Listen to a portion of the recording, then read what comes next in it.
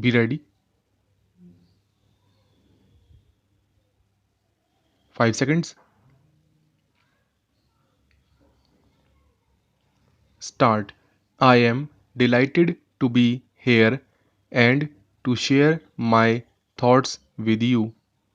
I take this opportunity to thank Dr. Zima, Rector of the Charles University, and the faculty members for providing me an opportunity to witness the rich history of this temple of learning.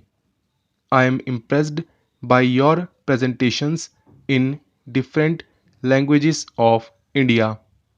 I deeply appreciate your pursuit of knowledge and academic excellence as students of Indology.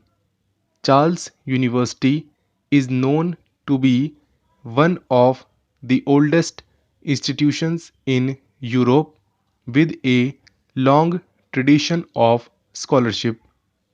As I speak here, I feel proud to be at such a great seat of knowledge. It delights me that Rabindranath Tagore, our national poet and one of the greatest sons of India, once came to this very campus and delivered a thought provoking speech captivating many. He is the one who called Mohandas Karamchand Gandhi Mahatma, or the great soul, first. I have just had the honor to illuminate the life and legacy of your father of the nation and pay my respects.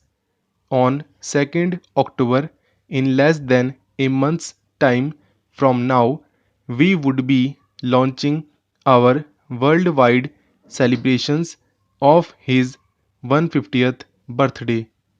I do hope all of you will join us.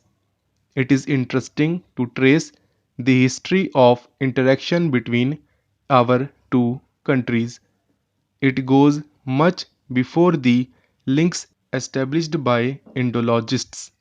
It may amuse you, but about a millennia back, the Kingdom of Bohemia and India had a flourishing trade in spices and silk.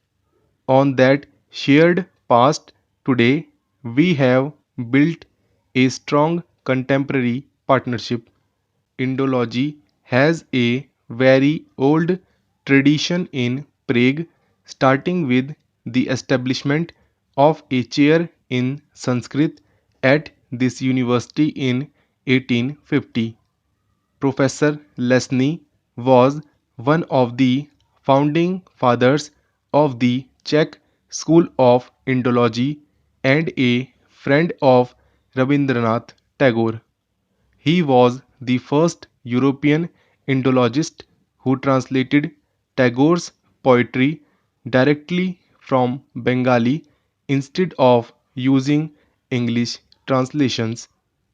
On the invitation of Professor Lesny, Tagore visited erstwhile Czechoslovakia in 1921 and 1926. I take this moment in paying my personal homage to Dr. Hanna Prihin-Telerova, who passed away recently. Dr. Hanna has done remarkable work on Tagore and other Indian subjects. Tagore's interaction with the scholars in Czechoslovakia left a deep impact on them. The installation of his bust in Prague and naming the tram station Thakurova after him is a homage to our national poet and his poetic genius. Professor Dusan Bavitel, student of Professor Lesny, carried forward the tradition and studied various Indian subjects.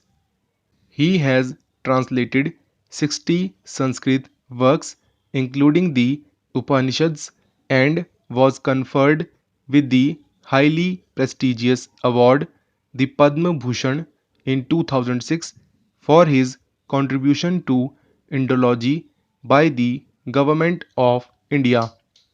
Another Indologist, Joseph Zubeti, wrote extensively on Vedic literature and Indian epics. All these Indologists exposed the lyrical beauty of Indian literature to the Czech people, bringing our cultural traditions closer to each other. Although Indology began almost 2 centuries ago with a study of Sanskrit text, its ambit today has become much broader. The field of Indology exemplifies how specialists across disciplines often came together to offer a deeper understanding of Indian culture and civilization. Remote sensing studies of the Ghaggar Hakra basin have changed our understanding of the Harappan civilization and the role of lost river Saraswati that once flowed in those plains and was celebrated in Vedic literature. This wonderful cooperation among different disciplines presents a great opportunity to rediscover aspects of ancient Indian wisdom that can solve many of our contemporary problems. Studies on yoga have confirmed the positive impact it has on human health and well being. I am happy to learn that yoga and Ayurveda have been receiving overwhelming support and interest in the Czech Republic. Indology has not just brought our two countries together, it has had an enormous impact in the making of modern India. It rediscovered India's rich past and triggered a cultural awakening. It enabled India to imbibe and assimilate modernity without letting go of its cultural roots. From Vidyasagar to Vivekananda and from Tagore to Mahatma Gandhi, one finds that the socio cultural modernization of India was built upon a foundation that emphasized an organic synthesis of the Eastern and Western thought. Indological studies continue to bind the world into the universal family where there are no barriers and no walls. I am delighted to know that about 500 Indian students are pursuing their studies at various universities in the Czech Republic. Many of them have completed their studies and are working as lecturers and scientists. In them, you will find great support for your Indological pursuits. Ladies and gentlemen, I once again take this opportunity to thank the rector of the Charles University and the faculty members for their relentless efforts to bring our two peoples and cultures together.